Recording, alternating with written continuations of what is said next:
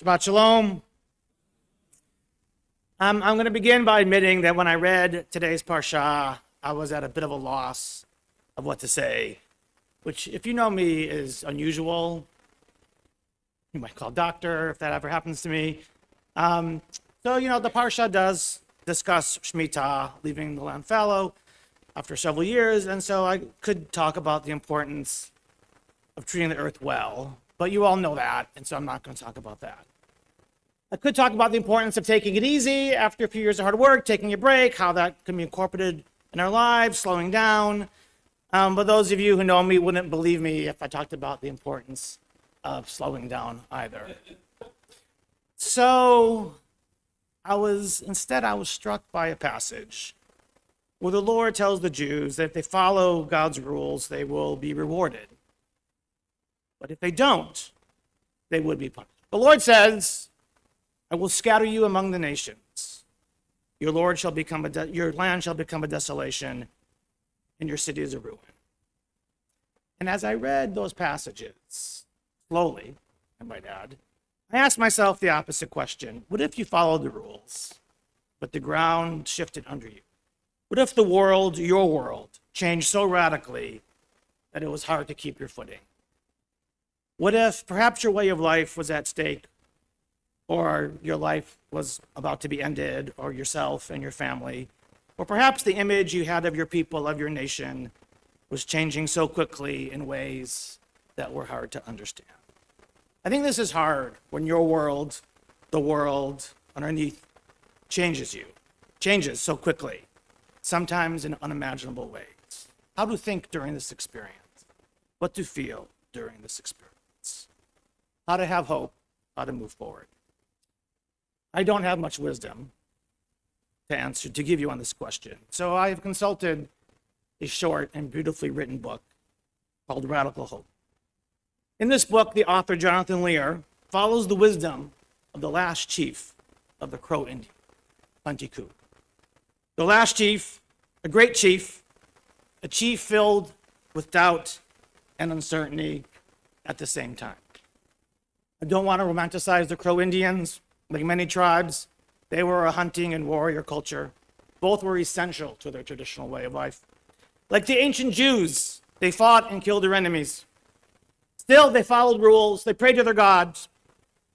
They even allied with the United States, and yet their way of life was destroyed. We don't need to romanticize the Crow to understand that they felt the pain of injustice.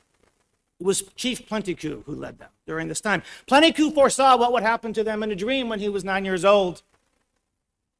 And partly because of that dream, he became the chief. He saw the buffalo disappear. He saw white people come in great numbers. And when his vision came true, when the buffalo disappeared, this is what he said.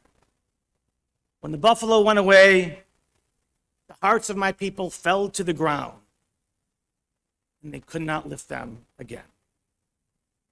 After this, nothing happened. After this, no.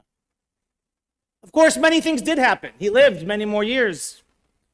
And much of Lear's book is investigating what Plenty Coups meant when he said those haunting words. After this, nothing happened.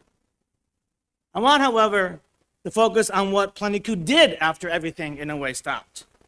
He continued to lead his people in what must have felt for him something like the wilderness. Their hearts fell to the ground, and they could not lift them. Yet, Plenty Coups led them, hoping that things would get better in ways that he couldn't see. He knew that he could not see the future, but he knew there would be a future. And so he led. And this is what Lear calls radical hope. And it takes, Lear says, a great courage to move forward with hope when one's life and when one's people are in such a deep fog that you cannot see what is forward. Yet you know forward you must go. And that is what Plenty Coups did. He had a hope that things would get better. It was a radical hope because he could not see how they would get better. But he felt that they would. He knew that they would. He knew that they must. And so if you feel like you are in a haze due to the state of your country, your people, or another people or another country or whatever it may be happening, and there was a lot happening, I recommend looking to Plenty Coup for inspiration. And if you are not then looking to Plenty Coup, perhaps still, if you're not in a fog, perhaps Plenty Coup can still be an inspiration. Plenty Coup knew he would survive, and he knew that his life would be an inspiration. And so after he visited George Washington's home in Mount Vernon, he ensured that his home too would be a place people can visit. And it is now a state park in the state of Montana.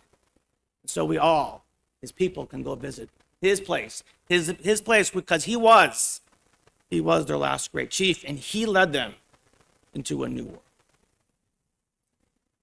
And so, if Plenty Coup moved forward despite the destruction of his people's way of life, then those of us who feel deeply unsettled by this moment can also have radical hope and can move forward as well. So let me end with a moment of reflection on today's Parsha, and a moment of reflection on following the rules of Judaism. In today's Parsha, God commands us to follow the rules, and of course, many of us only follow some of them. For me, and I think for many of us, it is the observance of ritual that is so important. And perhaps that is another lesson we can take from today's Parsha. My wife and I have Shabbat dinner every week, often with friends. We celebrate holidays, often with friends as well, almost always. And it is perhaps not as important as to follow all the rules as to feel connected to each other, to the past, which ritual helps us do, and to look forward as well. And so perhaps another lesson from today's Parsha is not to think about God's wrath, but that the steady observance of these rules, at least some of them, throughout the ages of our rules, can give us solace and can give us hope that life will continue on, our people will continue on, our families will continue on, even through the fog, through the vicissitudes of our lives, of the ages. The rituals that are formed in the Torah give us stability. They provide a lens for us to look backward and forward and to be connected to each other in the present. It is another way to hold on to hope. Shabbat shalom.